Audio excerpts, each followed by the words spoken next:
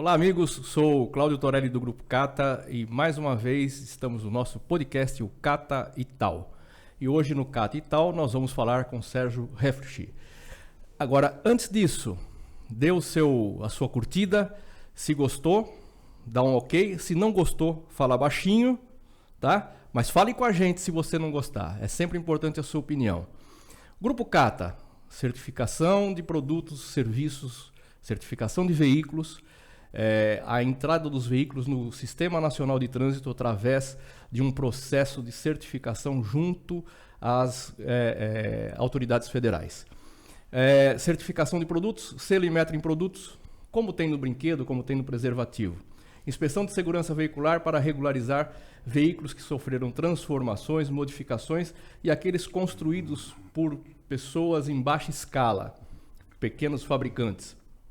E mais, Cata Qualidade. Tudo que diz respeito a avaliações e auditorias. Por exemplo, avaliação de franquias, avaliação de produtos, avaliação através do cliente oculto. Tudo isso você encontra no Grupo Cata. E hoje, prazer enorme tê-lo aqui no Cata e Tal. Tá? É um prazer enorme e o nosso assunto vai ser análise de riscos. Obrigado, Sérgio. Quem é Sérgio? Conte um pouco da sua história e como você se especializou na análise de riscos. Tudo bom? Prazer estar aqui com vocês. Seja bem-vindo, Sérgio. A especialização foi nesse século já, na verdade, no século passado, né? A gente teve um caminho na área muito mais de serviço público, fui da área de segurança pública, no caso fui militar, e depois a gente avançou aí para... Então já tem uma parte de conformidade, né? Que se liga à parte de análise de risco, você tem uma questão de conformidade, que é a base da análise de risco. E por uma década, mais de uma década, depois fui para a área de logística, né? Fui trabalhar na área de transporte, principalmente de remessa expressa. A gente fez o início do comércio eletrônico e quando surgiu isso ali no final dos anos 90, o início dos anos 90, na verdade 95, né? No meio dos anos 90 você começou aquelas vendas por internet, o início disso tudo. Então, trabalhamos nisso no comércio internacional, no courier internacional, modelamos um pouco desse trabalho numa empresa ainda no Rio de Janeiro. Depois viemos para São Paulo trabalhar na Penske, logística, onde ficamos na área de projetos em transporte. E ali sim o gerenciamento de risco toma um nome, né? Porque já existia dentro do setor as tecnologias de rastreamento sendo implantadas, aquelas satelitais, né? O Piquet implantou isso no Brasil. E fui designado para cuidar, né? Descobrindo que eu tinha sido militar. Falei, não, peraí, você vai cuidar da segurança, que tinha muita conexão com a questão de segurança. E aí eu fui para essa área, fui coordenar essa área, montamos um modelo dentro do operador logístico de grande porte. Esse modelo está sendo replicado até hoje, aí, como que ele funciona. Virou uma palestra, né? Depois que terminou aquele ciclo, virou uma palestra. Só que nesse caminho aí, como é que chegar aqui? Misturando um pouco de mundo acadêmico com o mundo real, né? É a parte mais difícil, combinar qual é o momento de estar num e outro. Logo que eu saí logo que eu terminei esse programa, que eu trabalhava lá na empresa de courier, eu fiz um MBA na FGV e aí virei professor da FGV porque não tinha ninguém para dar essa aula de logística aplicada ao comércio eletrônico. Então, o meu TCC lá de 2000 continua lá, o anexo da privatização dos Correios, tema quente aí. O pessoal ainda está discutindo essa questão, está lá no meu... É o anexo do meu TCC. É a lei de privatização do Correio. Maravilha. Está conosco também aqui o Marcos Escomparim, que é diretor de qualidade do Cata, tá? Do Grupo Cata, é um dos fundadores, que também vai participar, justamente porque conhece a matéria de análise de risco, já que é uma das matérias que o Inmetro também nos faz apresentar das nossas atividades, por isso que ele está aqui.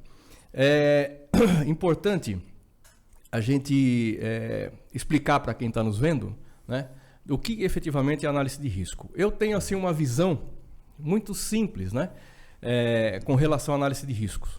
O americano, ele é o maior exemplo de quem se cobre ou de quem se prepara com relação aos riscos e às catástrofes, né? Acho que então o médico ele não opera se não tiver um seguro, o transporte não acontece se não tiver um seguro, ele sempre está se prevenindo com relação a riscos, tá? Então eu queria que você falasse um pouquinho da análise de risco efetivamente e como ela acontece, como essa cultura vem para o Brasil. Porque nós não temos essa preocupação, nunca tivemos essa preocupação. As empresas as multinacionais, com certeza, sempre pensaram nisso, principalmente as que vieram dos Estados Unidos, né? Mas me parece que agora há um novo olhar no país acontecendo, né? O quanto é caro se pagar, se indenizar, né? Então eu queria que você mostrasse para a gente como é que o que efetivamente é a análise de risco e como ela está sendo colocada no Brasil. Análise de risco, ela, pela condução aqui que você me pergunta, é análise prévia, quer dizer, o que vai acontecer antes, né? Quais são os padrões que a gente quer. Por isso ela é baseada nas conformidades. Então eu só posso fazer uma análise baseada em um padrão. Então, e aí há uma confusão, né? Uma confusão conceitual, e a academia tem que responder a isso. Nós temos na academia que responder este conceito, que é muito confuso. O risco é dinâmico, ele está em todo lugar, mas ele tem uma característica pior ainda, ele é dinâmico. Diferente das tecnologias, que ela vai te enquadrando, ela vai te colocando em padrões, o risco não. A cada passo, ele é como se fosse um grande hipertexto, você cai num outro multi-universo de riscos, maior ou menor, porque ele é desconhecido. Então ele tem que ser analisado novamente, esse passo, a cada passo, a cada análise, a cada passo.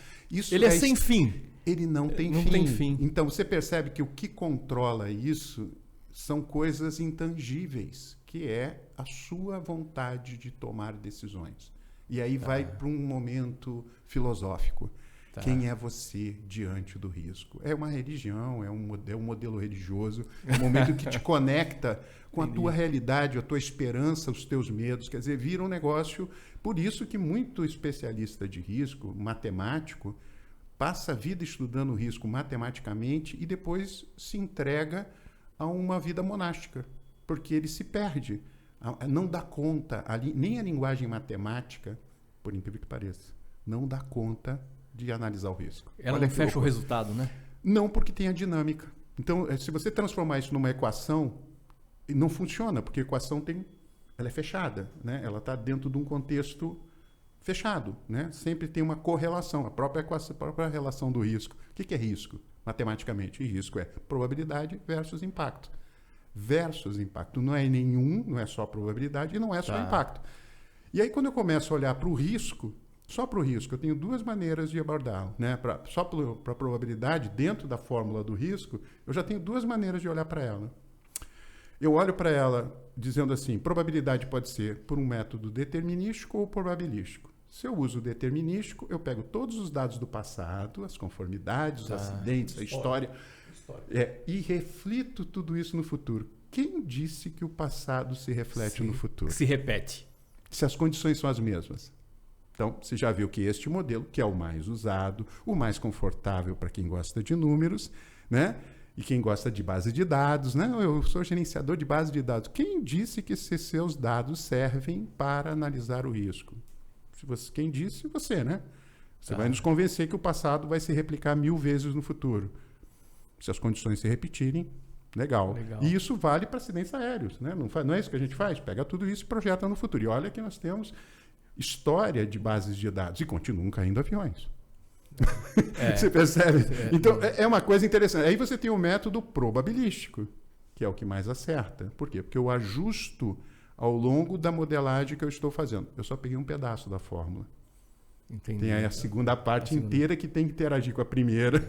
Então, o impacto é um número, um valor. Né? Entendi. Essa questão da análise de riscos no Brasil, como é que você vê essa evolução? No Brasil, o que acontece é que talvez esse evento da pandemia criou um novo momento.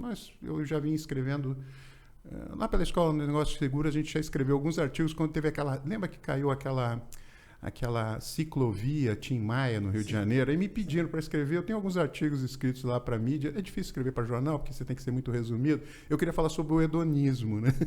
Porque, na verdade, esse é um problema. Se você pegar em termos de cultura, como eu falei, a questão do risco tem a ver com a cultura.